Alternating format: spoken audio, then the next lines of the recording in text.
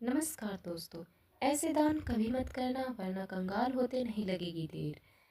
दोस्तों, जीवन में ये 3 तरह के दान कभी मत करना वरना धन और धर्म दोनों चले जाएंगे। दोस्तों, इसे समझ लिया तो आपका पैसा कभी व्यर्थ नहीं जाएगा और ना जीवन में कभी आपका पतन होगा। तो दोस्तों, कौन सी ऐसी वस्तु है जिस वस्तु को यदि दान में दे दे तो दान देने वाला कंगाल हो जाता है। किए गए उस दान का फल उसे दंड के रूप में भोगना पड़ता है। तो दोस्तों, समझते हैं इस कहानी के माध्यम से।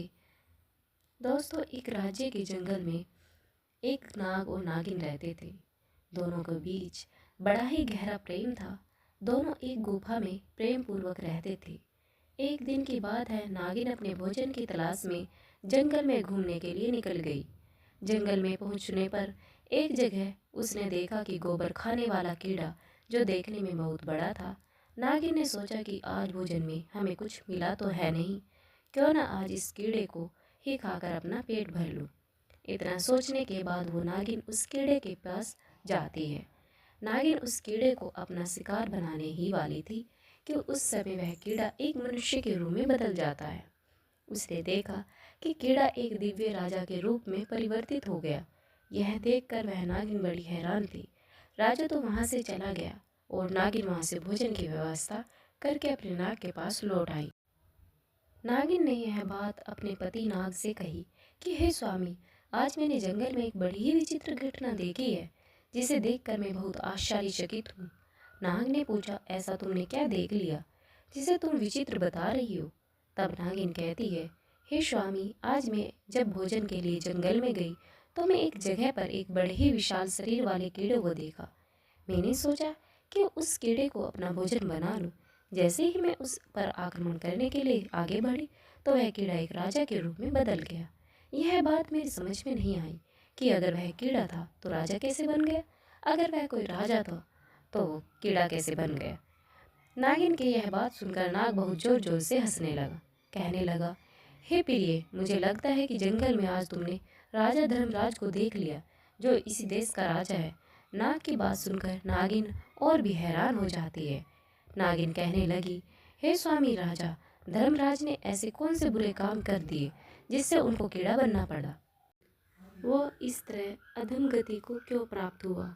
हमने तो सुना है कि हमारे राज्य के राजा तो बड़े ही धर्मात्मा है।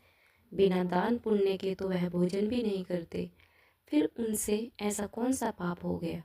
फिर नाग कहता है, हे दोस्त, हे प्रिय, राजा धर्मराज का यही स्वभाव उनके लिए मुसीबत बन गया कि वे अत्यंत दानी धर्मात्मा है। उन्होंने कुछ ऐसा दान कर दिया जिसके कारण राजा धर्मराज को कीड़े की योनि बोनी पड़ रही है। तभी नागिन कहने लगी, हे स्वामी, मेरी समझ में कुछ नहीं आया, मुझे विस्तार से समझाइए। राजा धर्मराज के साथ ऐसा कैसे हो गया? तब नाग कहता है, हे प्रिया, ध्यान से सुनो। दान धर्म करने वाला राजा कीट योनि को कैसे प्राप्त हुआ? प्राचीन समय की बात है और इस प्रसिद्ध नगरी अवंतिका में एक महादानी राजा धर्मराज राज करते थे। राजा धर्मराज इतने बड़े दानी थे कि जब तक अपने द्वार पर आए हुए भूखे भिखारी और याचकों को भोजन नहीं करा देते थे, तब तक स्वयं भी भोजन नहीं करते थे। यह उनका रोज का नियम था। पूरे राज्य में उनकी खूब प्रशंसा होती थी। नाग बोला है, हे नागिन, वह राजा तो बड़ा धर्मात्मा था, लेकिन उनके दान धर्म करने का भी एक नियम था। वह एक निश्चित समय तक ही दान करता था। राजा धर्मराज सुबह 10 बजे से दान बांटना शुरू करता था और सूर्यास्त होने होने पर दान देना बंद कर देता था। सूर्यास्त के बाद अगर कोई उसके यहाँ आ जाता तो वह उसे दान नहीं देता, बल्कि बल्कि अगले दिन आने के लिए कहता था। राजा की ख्याति धीरे धीरे देश विदेश में फैल चुकी थी। राजा धर्मराज बड़े ही महादानी राजा थे। अब तो हर रोज उसके द्वार पर याचकों की भीड़ लगी रहती थी। वह प्रत्येक दिन दोनों हाथों में जितनी स्वर्ण मुद्राएं आती थी उतना धन दे देते थे। अभी सभी याचक राजा के जय जयकार करते हुए चले जाते थे। दोस्तों, उसी राज्य की नगरी में एक किसी गांव में जंगल के आसपास एक ब्राह्मण परिवार निवास करता था। ब्राह्मण बड़ा ही तपस्वी था। उसकी पत्नी और वह दोनों ही बड़े आराम से अपना जीवन यापन करते थे। दोनों की स्थिति बहुत गरीब थी, परंतु ब्राह्मण बड़ा तपस्वी था, वह कहीं भी भिक्षा के लिए नहीं जाता था। उसे अपनी मेहनत से जो कुछ मिलता था उसी को खाकर अपना समय काट लेता था और उसके बाद अपना समय ईश्वर भजन में बिताता था। एक दिन ब्राह्मण की पत्नी को अपने पड़ोसियों के मुंह से सुना था कि महाराज धर्मराज बड़े ही दानी राजा है। ब्राह्मणी पड़ोसनों से यह बात सुनकर आई और अपने पति से आकर कहने लगी, हे स्वामी, मैंने सुना है कि राजा धर्मराज बड़े ही दानी राजा हैं। उनके द्वार से आज तक कोई निराश लौट कर नहीं आया। क्यों ना आप ही महाराजा के दरबार में चले जाए और राजा से दान ले आए। राजा जो धन हमको देंगे उससे हमारी गरीबी मिट जाएगी। यह बात जब ब्राह्मण ने सुनी तो कहने लगा, देखो, मेरी जिंदगी का आधा भाग तो बीत चुका है और आधी जिंदगी शेष बची है। वह भी मैं जैसे तैसे काट लूंगा, लेकिन मैं किसी के द्वार पर हाथ फैलाने नहीं जाऊंगा। तब ब्राह्मणी बोली कि स्वामी, आप कैसी बात करते हो? जब आपका राजा दान दे रहा है तो प्रजा को दान लेने में कोई बुराई नहीं होती। और फिर हम तो ब्राह्मण ही हैं, हमारा तो धर्म ही है दान लेना। मैं चाहती हूँ कि आप राजा के पास अवश्य जाओ। अपने परिवार के अच्छे से पालन पोषण करने की जिम्मेदारी हर गृहस्थी की बनती है। हर गृहस्थ व्यक्ति का यह धर्म है कि वह अपने परिवार को सुखी रखे, उसे हर सुख सुविधा से प्रदान करे। जो लोग ऐसा नहीं करते उन्हें भी परिवार का भरण पोषण न करने के कारण पाप लगता है। दोस्तों, यह बात जब ब्राह्मण ने सुनी तो ब्राह्मण कहने लगा, ठीक है, यदि तुम कहती हो तो मैं अवश्य राजा के दरबार में जाऊंगा। दोस्तों, पत्नी के कहने पर ब्राह्मण राजा धर्मराज के दरबार की तरफ चल पड़ा। शाम का समय था। चलते चलते ब्राह्मण को शाम हो गई। इधर राजा धर्मराज के दान देने का एक निर्धारित समय था। उस दिन राजा के दरबार में जितने भी याचक आए थे वे सब दान लेकर जा चुके थे। अब राजा का दान देने का समय समाप्त हो चुका था। सभी दान पेटिकों पर ताले लग चुके थे। इधर ब्राह्मण बड़ी दूर से राजा के पास पैदल चलकर आया था, लेकिन उसके आते आते सूर्यास्त हो चुका था। राजा ने दान देना बंद कर दिया, लेकिन अपनी दान पेटिका बंद करके राजमहलों में ले जाई गई। उसी समय रास्ते में ब्राह्मण उनके मार्ग में आ जाता है और कहने लगा, हे महाराज, मैंने सुना है आप हर दिन गरीबों को दान देते हो। मैं भी एक गरीब ब्राह्मण हूँ और काफ़ी दूर से चलकर पैदल आपके द्वार पर आया हूँ। कृपया मुझे भी दान दीजिए। सूर्यास्त के बाद अपने पास एक ब्राह्मण को आया देखे कर राजा ने कहा, हे ब्राह्मण देव, मुझे क्षमा करना। मेरा एक नियम है कि मैं सूर्यास्त के बाद दान देना बंद कर देता हूँ। आप मेरे पास सूर्यास्त के बाद आए हो। अब आप वापस लौट आ जाइए और सुबह मेरे पास आना, तब मैं आपको दान दूंगा। कल जब आप मेरे पास आओगे तो मैं आपको आज का भी और कल का भी दान दे दूंगा। इस समय में दान पेटिकाओं पर ताला लग चुका है। अब मैं आपको दान नहीं दे सकता हूँ। ब्राह्मण थोड़ा जिद्दी स्वभाव का था, तपस्वी था, राजा से परिचित नहीं था, तो कहने लगा, हे महाराज, मुझे आज ही दान दीजिए। मैं कल तक इंतजार नहीं करूँगा। रोज रोज दान लेने के लिए आपके यहाँ मैं नहीं आ सकता हूँ। जब राजा ने यह बात सुनी तो राजा को क्रोध आ गया, परंतु राजा ने उस व्यक्ति को ब्राह्मण समझकर राजा ने फिर उसको समझाया कि ब्राह्मण देव, तुम्हें कल ही दान लेने के लिए आना पड़ेगा। मैं तुम्हें कल ही दान दे सकता हूँ, आज दान नहीं दे सकता। फिर ब्राह्मण बोला कि नहीं महाराज, मैं दान केवल आज ही लूँगा, कल मैं आपके पास नहीं आऊँगा। यह बात राजा को कुछ अच्छी नहीं लगी। राजा क्रोध में आया और क्रोधित होकर राजा ने वहाँ कुछ घड़ों की लीद पड़ी थी, क्योंकि राजा चलते चलते घोड़ों के अस्तबल के पास आ पहुंचा था। वही एक जगह घोड़ों की लीद पड़ी थी। राजा ने देखा कि ब्राह्मण आज ही दान लेने की जिद कर रहा है, तो दान के रूप में राजा ने घोड़े की लीद उठाकर ब्राह्मण की कमंडल में डाल दी। उसकी दोनों मुट्ठी में जितनी लीद आई उतनी ही लीद उठाकर ब्राह्मण को देने लगा। ब्राह्मण ने भी सम्मान से अपना जो भिक्षा पात्र था वह आगे कर दिया। राजा ने ब्राह्मण के कमंडल में लीद डाल दी। ब्राह्मण उस लीद को लेकर ससम्मान से अपने घर की ओर चल देता है। घर पर उसकी पत्नी इंतजार कर रही थी कि आज तो मेरे पति राजा से दान लेकर आते होंगे। ब्राह्मणी तो सोच रही थी कि राजा साहब उन्हें सोने की मोहरें देंगे, हमारी सारी दरिद्रता मिट जाएगी।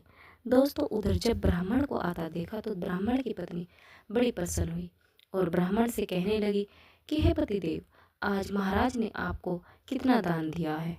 मैं आपसे कहती थी ना कि महाराज के दरबार में जाओ, आज हमारी गरीबी मिटा देंगे। यह बात सुनकर ब्राह्मण बोला, हे देवी, दान देने वाले ने दान दे दिया और मैंने उसे ले भी लिया। तुम एक काम करो, इस स्थान को गोबर से लीप दो, तब मैं तुम्हें राजा के द्वारा दिया गया दान दिखाऊंगा, नहीं तो यह दान अपवित्र हो जाएगा। दोस्तों, बड़ी खुशी के साथ ब्राह्मण पत्नी ने उस जगह को लीप दिया और उस जगह पर एक दीपक जलाकर रख दिया। वहीं जाकर बैठ गई। उसके बाद ब्राह्मण ने वह लीद से भरा हुआ पात्र अपनी पत्नी को दे दिया। यह देखकर ब्राह्मण की पत्नी बड़ी आश्चर्यचकित रह गई। कहने लगी, हे स्वामी, यह कैसा मजाक है? ब्राह्मण ने कहा, मजाक कैसा? जो राजा ने दान दिया वह मैंने तुम्हें लाकर दे दिया। अब तो दोस्तों ब्राह्मण की पत्नी बड़ी दुखी हुई कि राजा ने लीद का दान दिया है। क्या राजा के घर में धन की कमी हो गई है? चलो कोई बात नहीं, महाराज से गलती हो गई, आप फिर से राजा के पास चले जाना। दोस्तों, ब्राह्मण बड़ा स्वाभिमानी था। वह कहने लगा कि नहीं प्रिय, अब मैं महाराजा के पास दरबार में कदापि नहीं जाऊंगा। दोस्तों, उस दिन के बाद ब्राह्मण कभी राजा के पास दान मांगने नहीं गया। जैसे तैसे वह अपने जीवन को बिताने लगा। अपनी घास फूस की कुटिया में ब्राह्मण रह रहा था और धीरे धीरे अपना समय निकाल रहा था। दोस्तों, ब्राह्मण ने उस लीद को अपने घर के द्वार पर रख दिया। तो दोस्तों, दान का जो फल होता है वो दान करने वालों को 1000 गुना होकर वापस मिलता है। यदि आपने अपने जीवन में किसी का दान किया है तो परलोक में उसका फल हजारों लाखों गुना बढ़कर मिलता है। राजा ने जो लीद का दान किया था वह लीद भगवान की कृपा से दिन दुगनी रात चौगनी बढ़ने लगी।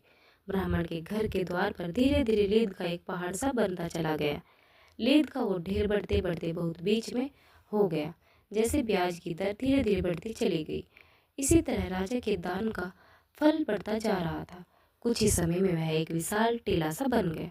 ब्राह्मणी और ब्राह्मण उस दृश्य को रोजाना देखते थे। ब्राह्मणी ब्राह्मण से पूछती थी कि हे स्वामी, इस लीद का अब क्या होगा? यह तो बढ़ती ही जा रही है।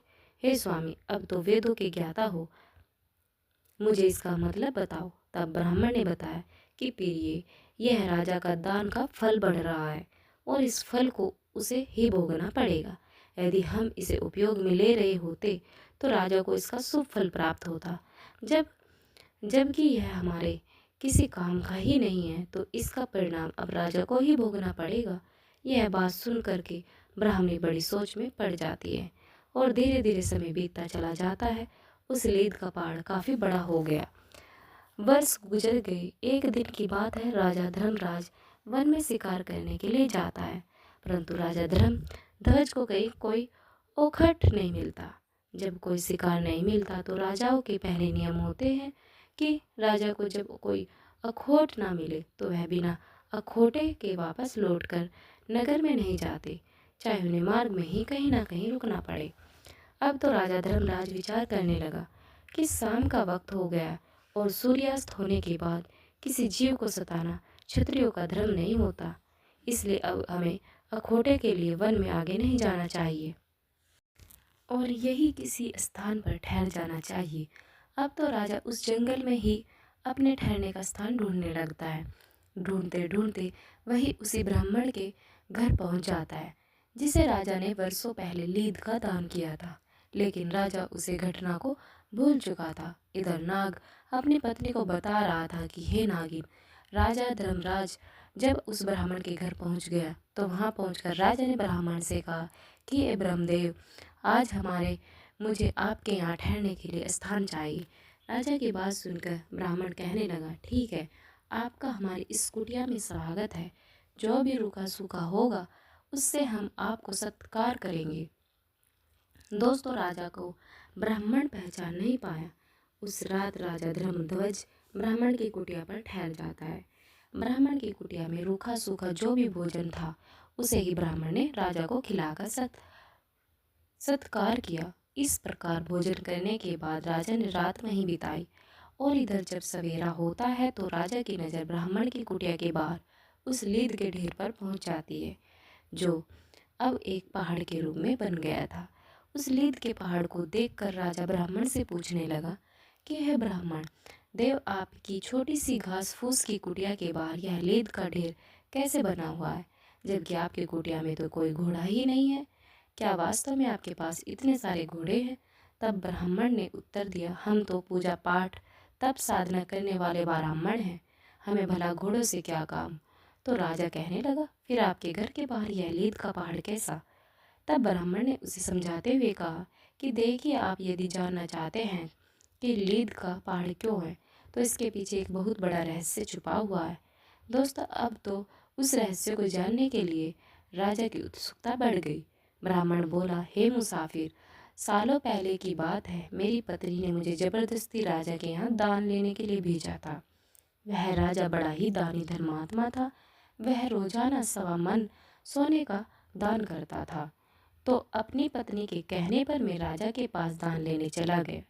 मेरे पहुंचने पर पता नहीं राजा ने क्यों मुझे दान देने से इनकार कर दिया। इसके पीछे की वजह मैं तो नहीं जानता हूँ कि राजा ने ऐसा क्यों किया। जब मैं उससे दान लेने की जिद कर रहा था तो वह मुझे अगले दिन आने को कह रहा था, लेकिन मैंने राजा की बात नहीं मानी। जब मैं दान लेने की जिद करने लगा तो राजा ने क्रोध में आकर मेरे कमंडल में घोड़ों की लीद उठाकर डाल दी। मैंने राजा का वह दान स्वीकार कर लिया। मैं उसे सम्मान सहित लेकर के अपने घर चला आया और मैंने उस लीद को यहाँ रख दिया, क्योंकि वह लीद मेरे कुछ काम की नहीं थी और दान की वस्तु को मैं कहीं फेंकना नहीं चाहता था।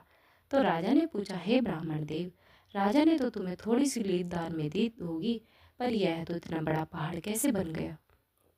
तब ब्राह्मण ने समझाया, हे भाई, हमारे वेद पुराण यह कहते हैं कि अगर कोई दान देने वाला जितना दान देता है उसका 1000 गुना फल उसको वापस मिलता है।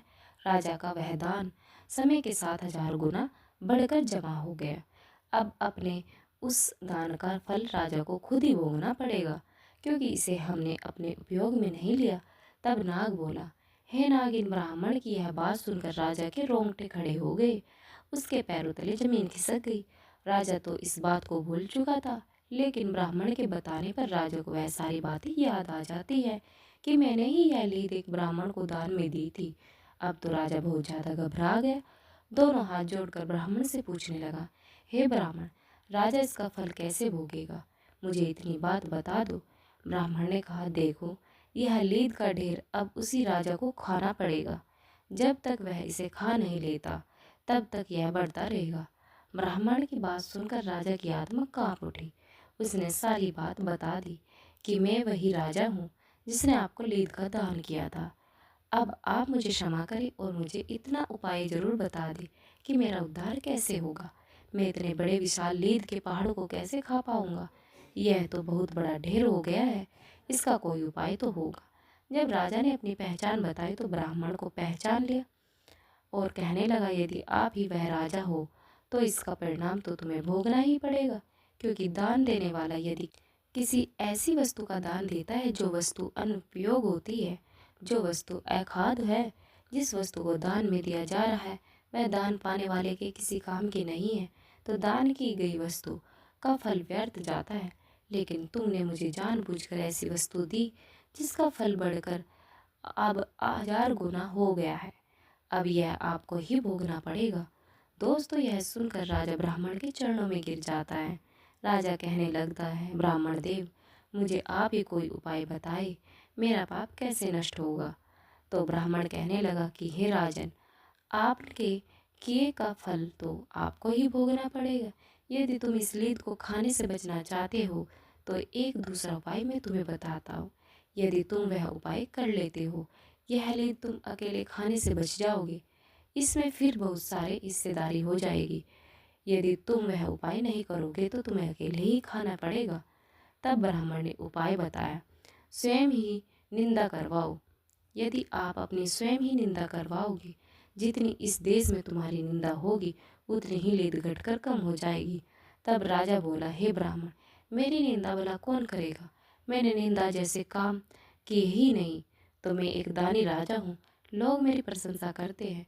तब ब्राह्मण ने कहा कि तुम एक काम करो, तुम्हारे जो कुल पुरोहित है उनकी एक परम सुंदर कन्या है, उनकी तुम उन ब्राह्मण के घर जाओ और उनकी कन्या का हाथ पकड़कर जबरदस्ती अपने घर ले आओ और उनके मांगने पर भी उस कन्या को मत लौटाना। इस प्रकार से तुम्हारी राज्य में निंदा होनी शुरू हो जाएगी। लेकिन इस बात का ध्यान रहे, उस कन्या के प्रति तुम्हारी नज़र गंदी नहीं होनी चाहिए, नहीं तो बड़े पाप में गिर जाओगे। तुम उस कन्या को बेटी के रूप में लेकर आना, लेकिन यह बात किसी को मत बताना कि तुम उस बेटी बनाकर लाए हो। कन्या को ले जाकर तुम अपनी रानी के पास छोड़ देना और उससे कह देना कि यह उस कन्या को बेटी की तरह पाले। प्रजा के लोग समझेंगे कि तुमने बहुत बुरा काम किया है।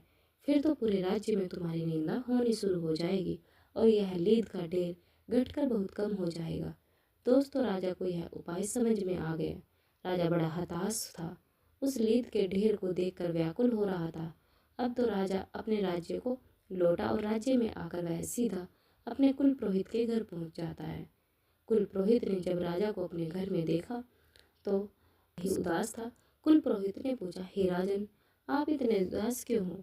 तो राजा ने कहा, गुरुदेव, आप अपनी बेटी को बुलाइए, मुझे उसी से कुछ काम है। दोस्तों, अब गुरुजी ने समझा कि राजा को कुछ इनाम देना होगा, कुछ जरूरी बात करनी होगी या पूछना होगा। उन्होंने अपनी पुत्री को आवाज़ लगाई। जैसे ही गुरु की बेटी बाहर देखने आई तो वह सुंदर तो थी। राजा ने फौरन उसका हाथ पकड़ा और पुरोहित को धक्का देकर उनकी बेटी को रथ में बिठाकर अपने घर ले गया। बेचारा ब्राह्मण अपनी बेटी के लिए गिड़गिड़ाता रहा कि हे महाराज, यह आप क्या कर रहे हैं, यह अन्याय है। लेकिन राजा ने उनकी एक नहीं सुनी और वह चुपचाप उनकी कन्या को लेकर अपने महलों में पहुंच जाता है।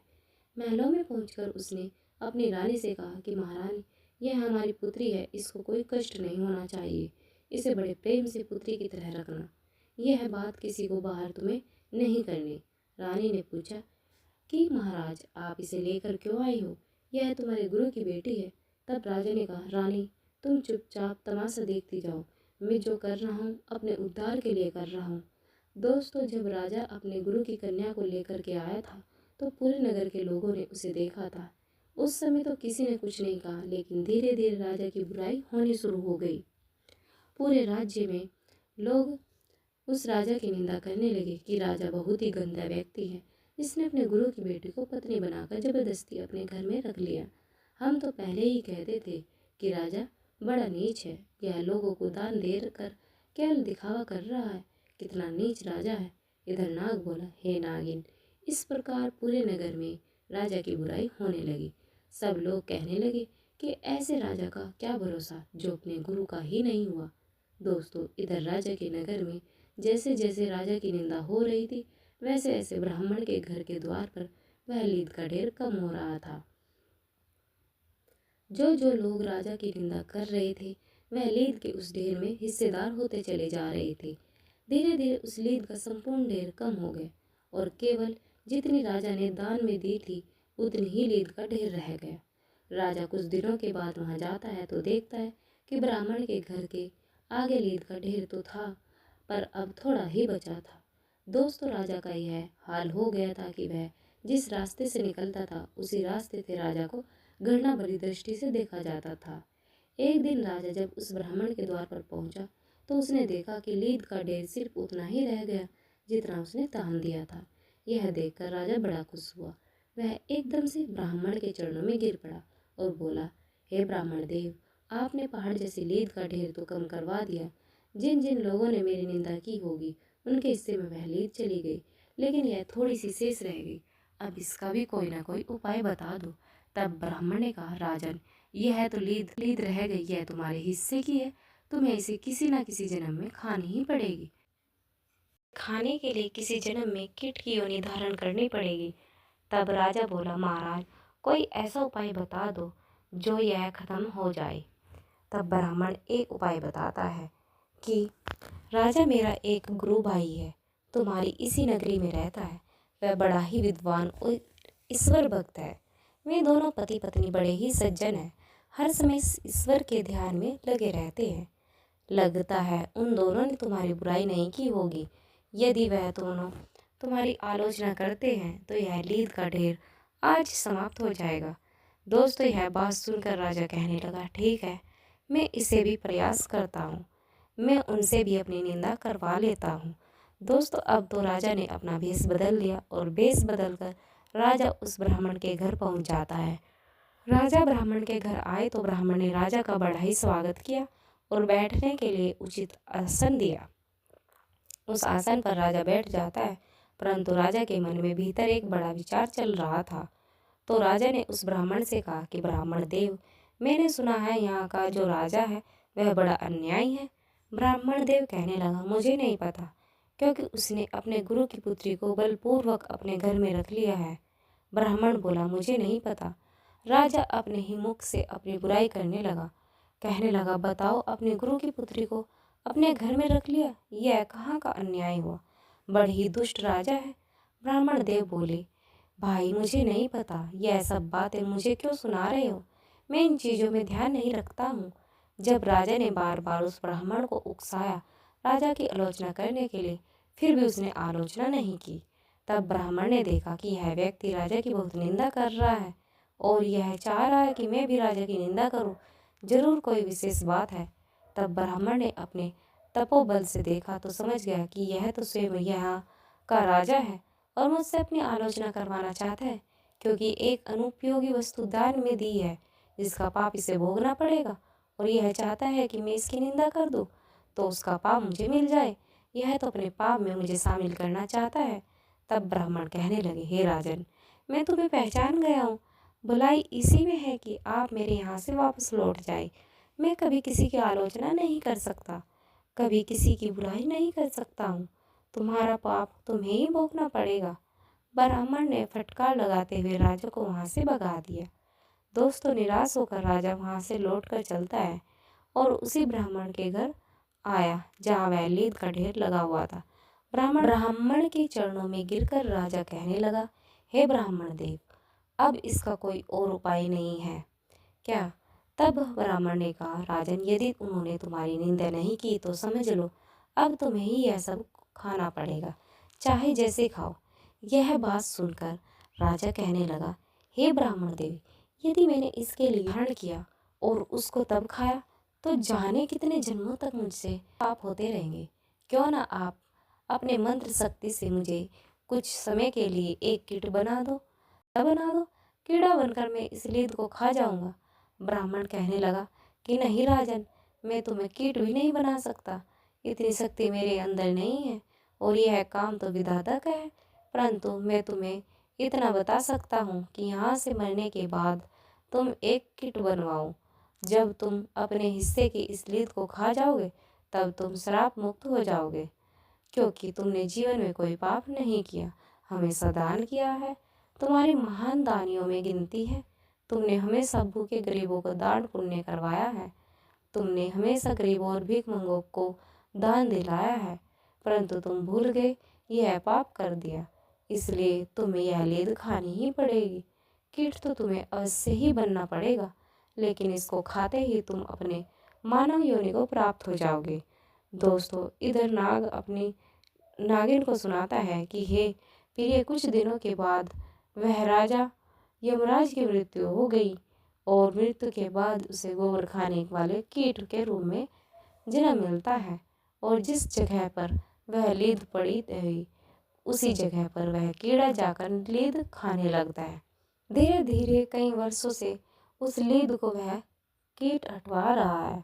लीद को खाते खाते वह कीड़ा बहुत बड़ा हो जाता है। खाते खाते उसने अपने हिस्से की सारी लीद समाप्त कर दी, बस थोड़े बहुत शेष रह गए थे। एक दिन वह कीड़ा उन्हीं कणों को खा रहा था जो इधर नाग अपनी नागिन से कहता है कि हे प्रिया, तभी तुम्हारी नज़र उस कीड़े पर पहुंच पड़ी। उसे देखकर तुमने मुझे समझाया नहीं, भोजन मिल गया। वह मनुष्य के रूप में प्रकट हो गया, दिव्य देह पाकर स्वर्ग में चला जाता है। नाग बोला, हे नागिन, जरूर तुमने उस राजा का धर्मराज को देख लिया होगा जिसके क्रोध में एक ब्राह्मण को लीद दान देने पड़े, जिसके कारण वह एक कीड़े की अधम योनि में पैदा हुआ।